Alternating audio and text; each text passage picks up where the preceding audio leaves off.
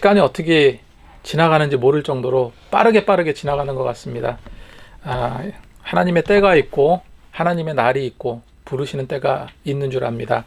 그 가운데에서 우리가 숨 쉬는 동안만큼 정말로 하나님께 은혜로운 예배, 진정한 예배를 드리기 원합니다. 중요한 것을 결정할 때 어떻게 결정합니까? 마음속에 확신이 있어야 결정이 됩니다. 그래서 확신은 굳게 믿는 믿음 또는 그런 마음, 이렇게 단어적인 의미가 나와 있어요. 이 확신과 비슷한 말로 신념이라는 단어가 있죠. 신념은 굳게 믿는 믿음이라 이렇게 나와 있습니다. 그런데 무엇 때문에 우리가 신념과 확신을 갖게 될까요?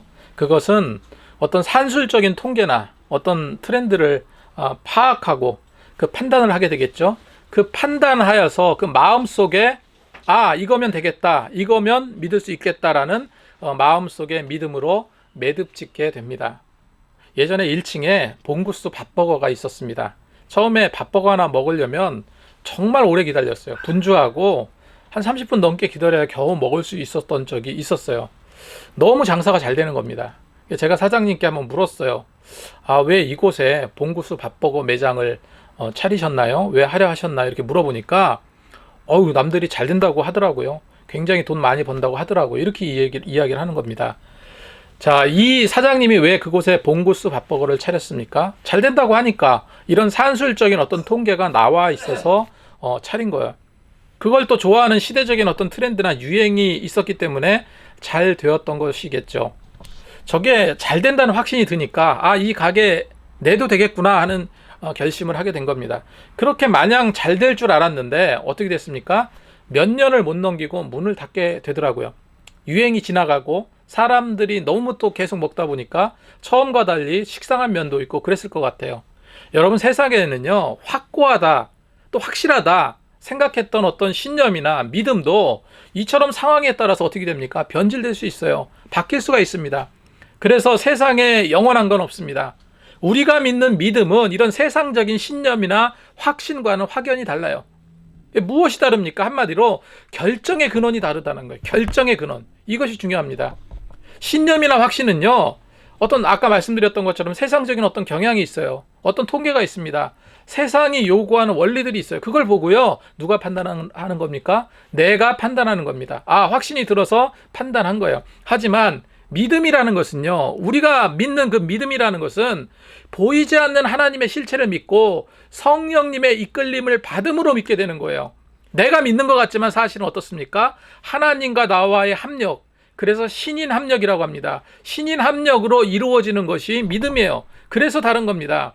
그렇다면 우리는 하나님의 무엇을 믿는 겁니까? 이 성경에 쓰여진 66권에 쓰여진 그 약속의 말씀을 믿는 것이고, 이것이 우리의 믿음의 뿌리가 됩니다. 다른 데서 믿음의 뿌리가 된다는 것은 이거는 다 가짜고 사이비고 이단입니다. 오직 성경에서 그 말씀이 믿음의 뿌리가 되어야 될 줄로 믿습니다. 세상 법적으로도 확실한 이 계약서는 문서로서 서로 이제 서약을 하고 사인을 하고, 이게 정식적인 그 방법이죠. 하나님의 이 말씀인 성경은요, 일일이 하나님께서 약속해 주신 인류 구원을 정확한 설명을 해 주신 그런 계약서와도 같아요. 그 말씀을 믿는 게 무엇이라고요? 믿음입니다. 믿음은 이처럼 하나님의 약속의 말씀을 의지하는 것. 그래서 아브라함이 있습니다. 오늘 말씀에 나오는 아브라함은 제가 처음에 말씀드렸던 신념입니까? 확신입니까? 아니면 신인 합력의 믿음이겠습니까? 당연히 믿음이에요. 그 중심에는요, 하나님이 계셨고 그 약속의 말씀을 믿었어요. 분명 믿음입니다. 또 한 가지 중요한 것은, 아브라함은 오늘 말씀에서 믿음에 대해서 뭐라고 성경에 기록하고 있냐면, 아브라함의 믿음에 대해서요, 뭐라고 기록하고 있냐면, 바랄 수 없는 중에 바라고 믿었다라고 기록하고 있습니다. 바랄 수 없는 중에 어떻게 했다고요? 바라고 믿었다. 바랄 수 없는데 어떻게 믿음이 될 수 있습니까? 믿음이 될 수 없는 거예요. 근데 믿음이 됐다고 말하고 있잖아요. 하나님께서 그 믿음을 주셨기 때문에 믿게 된 거예요. 내 공로 하나도 없습니다. 믿음이라는 것은 그렇다는 거예요. 이처럼 믿지 못할 그런 상황조차 믿게 되는 것이 진정한 믿음입니다. 그런데 믿음 하나 가지고 똑바로 앞만 보고 가면 되는데 자꾸 환경이 나를 괴롭히잖아요. 자꾸 안 되는 상황이 나를 힘들게 하잖아요. 때로는 어떤 길을 걸어야 할지 앞이 보이지 않고 이게 맞는 걸까 의심도 해보고, 그래서 길이 보이지 않는 거예요. 믿음이라는 것은요, 그런 것을 보지 않고 가는 게 믿음이에요. 바랄 수 없는 중에도 가는 것이 믿음입니다.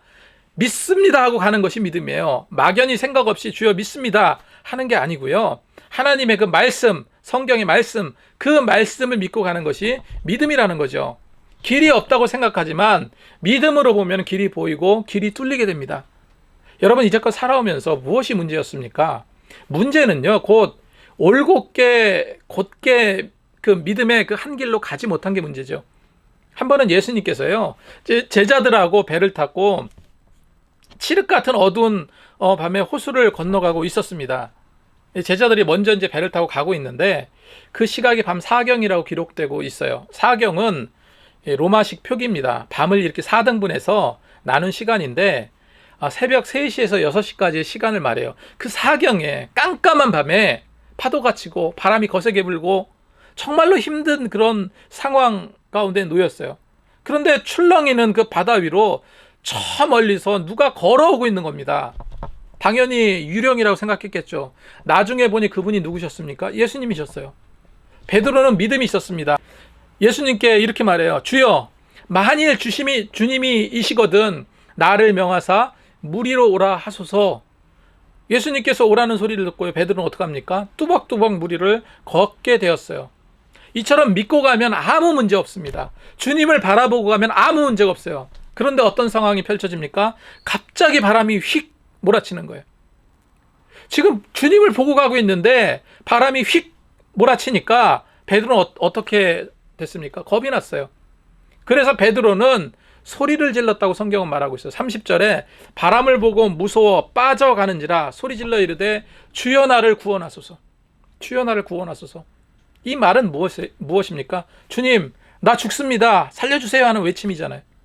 나로서는 도저히 안 되겠습니다. 도저히 이 풍랑 속에 빠져들어 이 헤쳐나올 수 있는 그런 방법이 도저히 없습니다. 나를 구원하소서. 자신의 능력으로는 어떻게 할 수 없는 상태.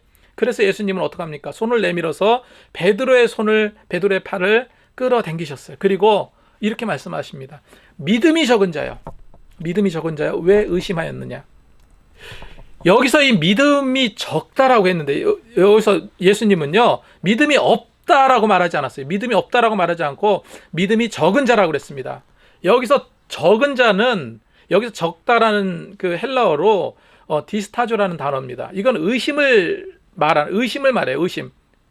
믿음을 왜 의심하느냐, 이런 게 맞겠죠. 이게 어떤 의미를 가지고 있냐면요, 우리가 한 가지 정신으로 갖고 가야 되는데 정신이 두 가지 상태로 갈라진 상태를 말해요. 다시 말해서 내가 가지고 있는 생각, 내가 가지고 있는 믿음, 그 모든 것이 분산되는 상태를 디스타조라고 말합니다. 베드로가 믿음이 없다는 얘기가 아닙니다. 믿음도 있지만 그 안에 갑자기 무엇이 들어찬 겁니까? 그 믿음이라는 그 공간 안에 의심과 불안과 두려움이 그 안에 공존해져 버리게 된 것을 말해요. 아브라함의 믿음과 베드로의 믿음이 왜 다른 줄 아세요? 아브라함은요, 바랄 수 없는 중에 믿었다라고 성경은 말하고 있습니다. 불가능한 중에 믿었다라고 말하고 있어요. 베드로 역시도 바랄 수 없는 중에 믿었어요. 그리고 믿고 갔습니다. 똑같이 믿음을 가지고 걸어갔습니다. 그런데 아브라함은 어때요? 확고한 믿음을 가지고 흔들리지 않고 그냥 걸어간 거예요. 베드로는 어떻습니까? 베드로는 어때요? 잘 가다가 그 믿음이 분산돼 버린 거예요. 그 믿음이 두 갈래로 분산되어 버린 거예요. 두 가지 생각, 의심과 믿음의 공존. 이 믿음도 디스타죠. 굳건하게 믿는 것 같지만 사실은 그 안에 의심이 공존해 있는 거예요. 우리 신앙생활하면서 대부분 사람들이 그렇다는 거예요. 믿음이 적은 자에 왜 의심하였느냐? 적다는 것은 있긴 있어요, 믿음이. 하지만 의심과 두려움도 그 안에 있기 때문에 이게 확고하다는 그 믿음이 아니라 분산된 믿음을 말해요.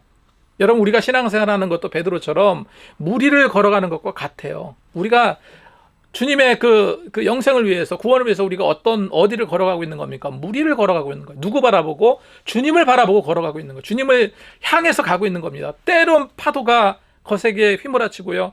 때로는 나를 삼킬 듯 하지만 여러분 어떻게 가야 됩니까? 흔들리지 말고 주님만 바라보고 가는 거예요. 이것이 바로 바랄 수 없는 중에도 믿는 믿음. 환경이 나를 무너뜨리려 할 때도 정말로 이를 악물고 나가는 것이 믿음입니다. 오늘 이 본문에서 하나님께서 아브라함을 의인으로 봐준 사실, 그리고 참다운 믿음으로 인정해 주신 구체적인 이유들을 설명하고 있어요. 그래서 오늘 믿음에 대해서 아브라함이 어떻게 하나님을 믿었는지, 그 믿음을 그대로 내 믿음으로 받아들이게 된다면 승리하는 믿음이 되겠죠. 이런 믿음을 우리가 교훈 삼고 그 믿음대로 실천하며 살아가기를 원합니다. 그렇다면 아브라함이 어떻게 하나님을 믿었습니까? 첫 번째로 하나님의 약속을 의심하지 않았습니다. 뭐라고요? 하나님의 약속을 의심하지 않았다. 18절에서 19절 말씀에 아브라함이 바랄 수 없는 중에 바라고 믿었으니 이는 내 후손이 이같으리라 하신 말씀대로 많은 민족의 조상이 되게 하려 하심이라. 그가 100세나 되어 자기 몸이 죽은 것 같고 사라의 태가 죽은 것 같음을 알고도 믿음이 약하여지지 아니하고, 이렇게 기록하고 있어요. 하나님께서는 아브라함에게요, 내 후손이 바다의 모래알같이 하늘의 별같이 많이 주시리라 하셨어요. 그런데 그 약속이 지켜지지 않았습니다. 속절없이 시간만 점점 흘러갔어요. 점점 늙어가기만 합니다. 이제 어느 지경까지 왔습니까? 사라가 경수가 끊어졌어요. 사라가 늙어갔습니다. 더 이상 과학적으로 또 신체적으로 아이를 생산할 수 없는 나이가 돼버렸어요. 당연히 임신을 못하죠. 사라뿐이 아니었습니다. 아브라함 역시도 죽은 것 같은, 몸이 거의 죽은 것 같다고 성경은 말하고 있습니다. 사라의 태만 죽은 것이 아니라 아브라함 역시도 이 남성으로서 생식 기능을 거의 되지 않는 그런 상태였다는 거예요. 중요한 것이 무엇입니까? 그럼에도 불구하고 아브라함이 어떻다고요? 아브라함의 믿음이라는 것은 그럼에도 불구하고 그런 불가능한 상황 가운데에서도 전혀 믿음이 약해지지 않았다라고 기록하고 있어요. 이것이 중요한 것입니다. 한 번은 하나님께서 아브라함에게 나타나셨어요. 그리고 위로하셨습니다. 두려워하지 말라.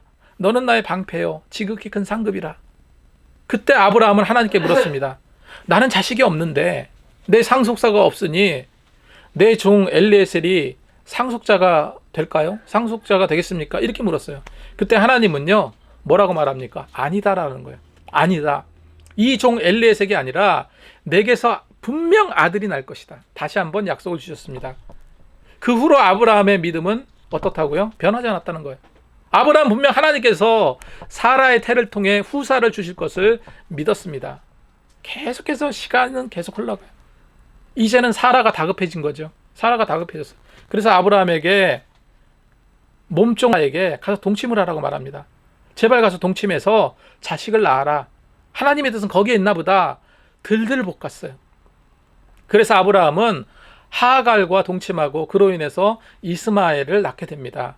물론 아내에게 등 떠밀렸지만 하나님의 그 약속의 말씀을 의심해서 그런 게 아니에요. 단지 그가 의심한 건 하나님의 약속이 아니라 그 약속을 어떻게 성취하실까에 대한 의심을 한 거예요. 여러분, 하나님의 약속의 말씀을 어느 정도 믿고 계십니까? 하나님의 이 말씀을 이성적으로 판단하고 의심하면요, 제가 딜레마에 빠진다고 말씀드렸죠. 도저히 모순투성이에요. 하나님의 존재 자체부터 그래요.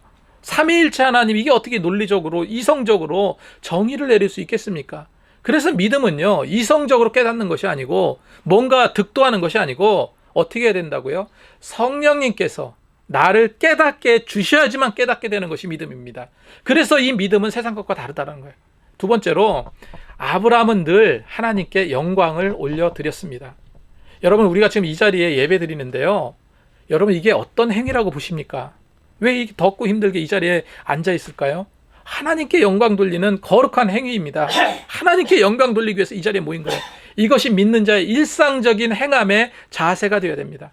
아브라함은 그 약속의 말씀으로 인해서 늘 하나님께 영광 올려드렸어요. 우리가 이제 역대기서를 보면요, 여호사밧 왕이 나와요. 이 여호사밧 왕이 브라가 골짜기에서 모압 연합군과 전쟁을 하게 됩니다. 최전방에서 강한 군사를 세운 게 아니에요. 쉽게 말해서 그 여호사밧이 그 강한 모압 연합군과 전쟁할 때 그 앞에 최정의 부대를 세운 것이 아니라 그 앞에 뭐를 세우냐면요, 쉽게 말해서 하나님을 찬양하는 성가대를 세웠어요. 성가대. 그 성가대원들이 노래와 찬송이 시작될 때 하나님께서 어떻게 하셨습니까? 저들을 치셨어요. 힘없고 군사력도 없고 유다는 분명히 패할 싸움인데도 불구하고 하나님께서 함께 해 주셨기 때문에 싸움 한번 하지 않고 승리케 하셨어요. 러시아 그 쿠데타 났다 어쨌다 어제 떠들썩했잖아요. 프리고진이 러시아로 진격한다, 뭐 모스크바 진격한다 한데 일일 천하로 그냥 끝나버렸죠. 그냥 합의를 해서 그냥 빠져나갔습니다. 정말 잘한 거예요. 만약에 전쟁이 거기 또 터지면은 세계 경제 어떻게 될지 모르죠. 그렇게 피 한 방울 흘리지 않고 그냥 끝나버렸어요. 이거랑 마찬가지로 단 한 사람도 죽지 않고 유대 민족들은, 유대 군사들은 단 한 명도 죽지 않고 하나님께서 승리를 주셨습니다. 여러분, 이 전쟁의 승리는 무엇 때문에 가능했습니까? 하나님을 앞장 세웠기 때문에 가능한 전쟁이었어요. 여호사밧이 최신 병사와 최고의 무기를 앞세우지 않았습니다. 최고의 전략을 힘들게 짜지도 않았어요. 싸움의 최전방은 오로지 하나님을 찬양하는 성가대를 세웠어요. 그렇게 찬양함으로 하나님께 영광 돌리자 백전백패할 것 같은 싸움이 어떻게 됩니까? 피 한 방울 흘리지 않고 승리케 된 줄로 믿습니다. 여호사밧 왕의 말처럼 너희 하나님 여호와를 신뢰하라. 그리하면 견고히 서리라. 할렐루야. 믿고 나가야 될 줄로 믿습니다. 하나님께 영광 돌리면 모든 것을 해결해 주세요. 모든 문제 해결이 어디서 나옵니까? 하나님의 영광, 오직 하나님께 영광 돌릴 때 모든 문제의 근원이 해결이 되는 겁니다. 맺혔던 게 풀리는 거예요. 엉켜진 그런 현실의 문제가 한 올 한 올 풀려나게 되는 것입니다. 다시 한번 말씀드리지만 바로 그 시간이 이 시간이에요. 이 예배 시간입니다. 하나님께 영광 돌리는 시간. 이 예배는요 100% 하나님께 영광 돌리기 위함이에요. 굉장히 소중한 시간임을 믿으시기 바랍니다. 이 여호사밧 군대가 하나님을 찬양하는 찬양대를 앞장 세웠듯이 정말로 이 시간 하나님께서 예배로 영광을 올려드린다면 우리는 반드시 세상 가운데 승리합니다. 회복해요. 해결함을 받습니다. 하나님께 진정으로 영광 드릴 때 내 모든 개인의 문제, 내 골마 터진 문제, 근원적인 모든 문제를 해결함 받고 치유함 받을 줄 믿습니다. 이처럼 아브라함은 흘리지 않고 흔들리지 않고 하나님께 영광을 올려드렸어요. 20절 말씀에 믿음이 없어 하나님의 약속을 의심하지 않고 믿음으로 견고하여져서 하나님께 영광을 돌리며 기록하고 있어요. 그래서 우리도 아브라함처럼 하나님께 진정한 찬양과 영광을 올려드리는 그런 믿음을 소유해야 될 줄로 믿습니다. 오직 솔라그라시아, 오직 하나님께 영광, 이것이 진정한 믿음의 행동이 되어야 될 줄로 믿습니다. 세 번째로 아브라함은요 확신하였어요. 21절 말씀에 약속하신 그것을 또한 능히 이루실 줄을 확신하였으니, 여기서 확신했다고 그랬는데 이 단어의 뜻은요 플레롭 호레스라는 단어입니다. 이건 그냥 100% 믿는 거예요. 100% 확실히 완전히 100% 그렇게 믿는 거예요. 그렇게 믿었다는 거예요. 세상적인, 처음에 말씀드렸던 어떤 세상적인 기준으로 믿는 것이 아니라, 내가 믿는 것이 아니라 성령께서 믿게 해주셔서 신인 합력으로 믿게 된 그 믿음, 하나님께서 주신 약속을 확실하게 믿는 그 믿음을 말하는 거예요. 제가 진정한 믿음은 바랄 수 없는 중에 바라고 믿는 것이 진정한 믿음이라 말씀드렸는데, 당시 아브라함의 상태를 여러분 한번 생각해 보시기 바라요. 내 후손을 하늘의 별과 같이 바다의 모래알 같이 많아지게 약속하셨어요. 근데 그때 상황이 어땠습니까? 그것이 무엇을 의미하는지도 아브라함은 잘 몰랐을 거예요. 왜 그러냐면 지금 겨우 내 아내와 내 자식이 낳게 되면 번성하겠구나, 축복하면 그 정도였을 거예요. 그 당시 아브라함은 달랑 그의 가족이 전부였잖아요. 그런데 어떻게 장래의 모래같이 별같이 거대한 민족적 스케일을 그 아브라함이 이해할 수 있겠습니까? 이것이 어떤 상황입니까? 바랄 수 없는 중의 상황. 신념이나 확신을 가지고 안 될 그 믿음의 문제였다는 거예요. 이제 아브라함이 100세가 되고 사라도 할머니가 되어서 그런 상태인데 말할 수 없는 상황이잖아요. 말 그대로 바랄 수 없는 상황이잖아요. 그런데 하나님이 아니시면 순리대로 임신해서 후사가 태어날 확률은 0%인데 아브라함은 어떻게 고백합니까? 신념이나 확신의 고백이 아닌 믿음의 고백을 해요. 20절 21절 말씀에 믿음이 없어 하나님의 약속을 의심하지 않고, 아브라함이 이렇게 말했다는 거예요. 믿음이 없어 하나님의 약속을 의심하지 않고, 하나님의 약속을 의심하지 않았다고 말해요. 우리가 안 되는 것은 의심해서 안 되는 거잖아요. 그리고 믿음으로 견고해져서 오히려 아브라함은 더 믿음이 세졌어요. 더 믿음이 견고해졌다고 말합니다. 더 믿음이 견고해져서 하나님께 영광을 돌리며 약속하신 그것을 또한 능히 이루실 줄을 아까 확신의 의미 말씀드렸죠. 그 믿음의 견고함과 능히 이루어 주실 줄을 100% 믿었다, 이렇게 말하고 있어요. 결국 그런 아브라함의 믿음이 곧 의로 여겼다, 이렇게 성경은 말하고 있습니다. 여러분, 믿음은요, 믿지 못할 거, 불가항력적인 거, 어떤 세상적인 기준과 판단에 위에서 믿는 것이 믿음이 아닙니다. 하나님의 약속의 말씀을 믿는 것이 믿음이고, 그런 거예요. 지금 우리는 축복받은 자들입니다. 왜 그렇습니까? 지금 우리에게는요, 아브라함과 같은 믿음보다 더 확실하고 더 명확하고 더 분명한 그런 믿음의 기준이 있어요. 그 믿음의 기준을 주셨습니다. 그분이 바로 예수 그리스도예요. 예수 그리스도를 믿는 그 믿음, 24절 25절 말씀에 의로 여기심을 받을 우리도 위함이니 곧 예수 우리 주를 죽은 자 가운데서 살리신 이를 믿는 자니라. 예수를 우리가 범죄한 것 때문에 내줌이 되고 또한 우리를 의롭다 하시기 위하여 살아나셨느니라 기록하고 있습니다. 예수님께서 오신 이후로 의롭다 인정되었던 그 믿음의 기준과 방식이 달라졌어요. 이제 우리가 가져야 될 믿음은요, 죽은 자 가운데 살려주신, 죽은 자 가운데 살리신 이를 믿는 그 믿음입니다. 여러분, 믿음의 대상이 어떻게 됐습니까? 이제 분명해졌어요. 죽은 자 가운데 살리신 그 믿음을 믿는 것이 진정한 믿음이라고 말하고 있습니다. 예수님은 우리를 위해서 당신의 육체를 내어주셨어요. 그리고 의롭다고 인정해 주시면서 하나님의 권능으로 살아나셔서 우리와 함께 계십니다. 이제 예수님을 믿는 그 믿음이 장래의 구원과 하나님께로부터 인정받는 그 믿음의 기준이 된 거예요. 그래서 길과 진리와 생명이신 그분을 믿고 그분의 뜻과 가르침을 행하는 것이 믿는 자의 바른 모습이라는 사실을 여러분 기억하시기 바랍니다. 오늘 말씀을 정리하겠습니다. 아브라함이 어떻게 하나님을 믿었습니까? 아브라함이 어떤 믿음을 소유하였습니까? 첫 번째로 하나님의 약속을 의심하지 않았습니다. 될 수 없는 상황, 안 될 것 같은 그런 상황 속에서도 아브라함은 전혀 믿음이 약해지지 않았어요. 이런 믿음을 소유해야 될 줄로 믿습니다. 두 번째로 아브라함은 늘 하나님께 영광을 올려드렸습니다. 우리가 드리는 이 예배, 하나님께 영광을 올려드리기 위함입니다. 하나님께 향하는 거룩한 행위예요. 늘 하나님께 영광을 올려드리는 그 믿음을 소유하시기 바랍니다. 세 번째로 아브라함은 확신했어요. 100% 믿었습니다. 100%. 약속하신 그것을 또한 능히 이루실 줄을 확신했습니다. 이런 아브라함의 믿음을 늘 소유하시면서 정말로 이 믿음을 가지고 이 험난한 세상 정말 하나님만 의지하면서 하나님이 이끄시는 대로 확신하고 늘 믿음으로 늘 승리하시는 저와 여러분이 되시기 바랍니다. 기도하겠습니다.